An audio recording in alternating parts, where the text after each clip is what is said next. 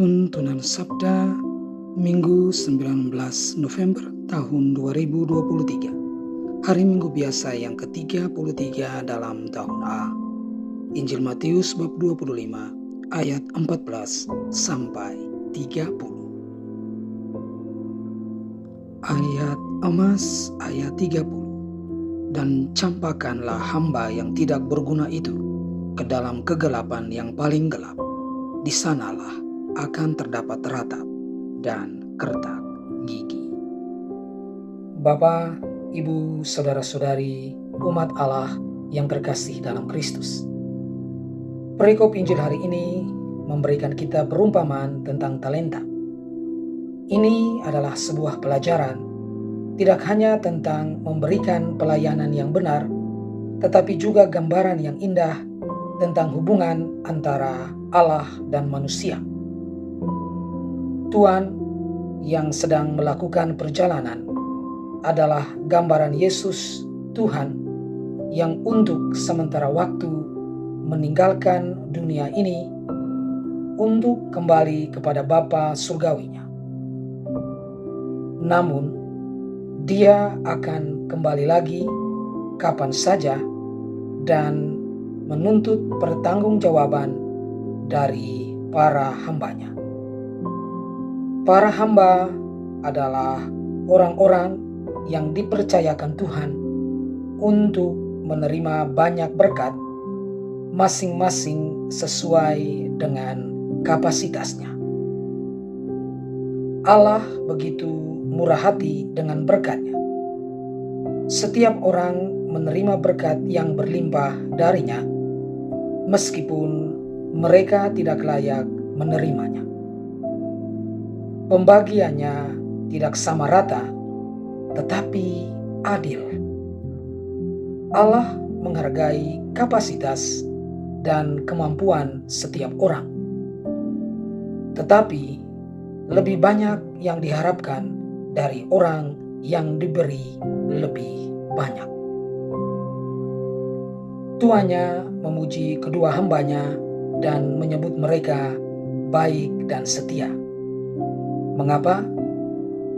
Karena ketika dipercayakan dengan sejumlah besar uang, mereka tidak menghambur-hamburkan atau menghabiskan uang itu untuk diri mereka sendiri.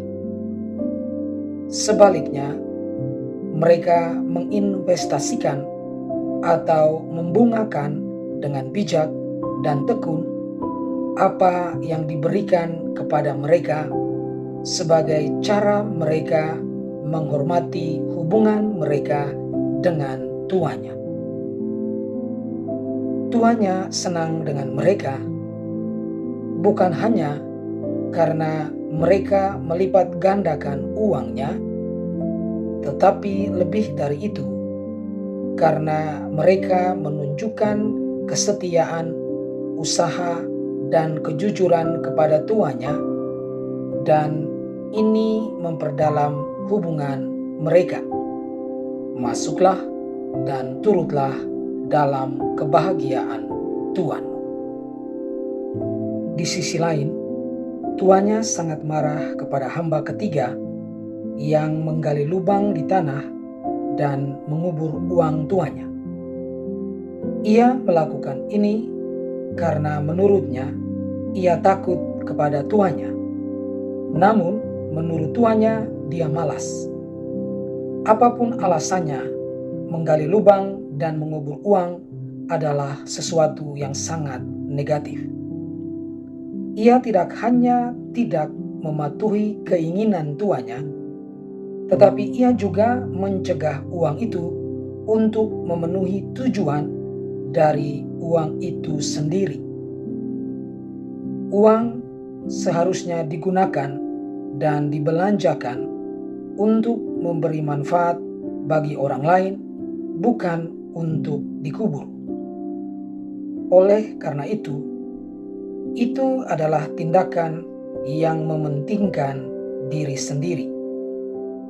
Jika benar bahwa ia takut kepada tuannya, dan karena itu ia mengubur uang tersebut di dalam tanah, jelas bahwa ia hanya memikirkan dirinya sendiri dan tidak memikirkan orang lain yang mungkin mendapat manfaat dari uang tersebut. Semua ini menunjukkan bahwa dia adalah jenis pelayan seperti apa. Dia tidak dapat dipercaya. Hal ini juga menunjukkan hubungannya dengan tuannya, hubungan yang tidak didasarkan pada kasih, tetapi pada rasa takut. Rasul Yohanes berkata, "Di dalam kasih tidak ada ketakutan, tetapi kasih yang sempurna mengusir ketakutan, sebab ketakutan berkaitan dengan hukuman, dan barang siapa takut, ia belum sempurna di dalam kasih." Bandingkan 1 Yohanes bab 5 ayat 18.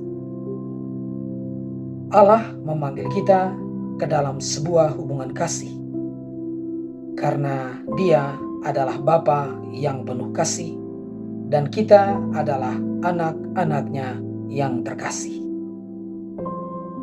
Sikap hamba yang ketiga juga berkaitan dengan perasaan kecil dan tidak berarti. Ia adalah orang yang diberi uang paling sedikit. Dia pasti berpikir bahwa jumlah yang dia miliki tidak berarti dibandingkan dengan yang diterima oleh dua hamba lainnya. Dia berpikir bahwa apa yang akan dia lakukan dengan uang itu tidak akan menjadi masalah bagi siapapun, bahkan bagi tuannya. Tetapi ia salah. Dia tidak dapat dipercaya dalam jumlah yang kecil, jadi dia tidak dapat dipercaya juga dengan jumlah yang lebih besar. Dan di mata Tuhan, setiap orang sangat berharga. Setiap berkat itu penting. Setiap suara sangat berarti. Singkatnya, perumpamaan ini mengajarkan kepada kita bahwa Allah adalah Tuhan kita yang murah hati, yang meskipun kita tidak layak, mempercayakan karunia-Nya yang berlimpah kepada kita semua, bukan untuk ditimbun atau untuk kepentingan diri sendiri, tetapi untuk dikembangkan, diinvestasikan dengan bijaksana, dengan menggunakannya secara tepat untuk memberi manfaat bagi orang lain. Dengan demikian, kita membantu melipat gandakan karunia-karunia ini dan memberikan kehormatan dan kemuliaan bagi Allah.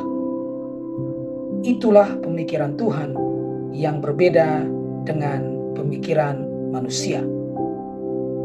Tuhan ingin bahwa semakin kita memberi dan membagikan apa yang diberikan olehnya kepada orang lain, semakin banyak karunia-karunia itu bertumbuh dan berlipat ganda.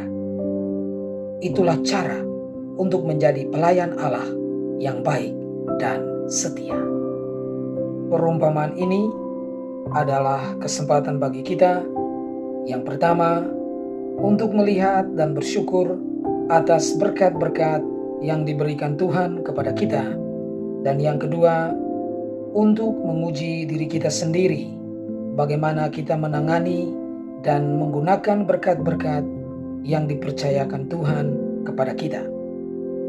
Apa yang terjadi pada hamba yang ketiga harus menjadi peringatan keras bagi kita.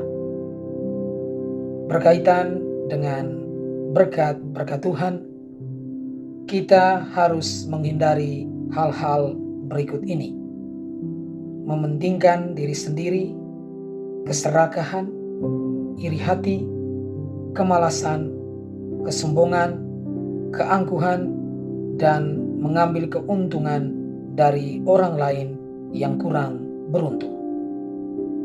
Marilah kita menyesali segala dosa keegoisan dan keserakahan kita.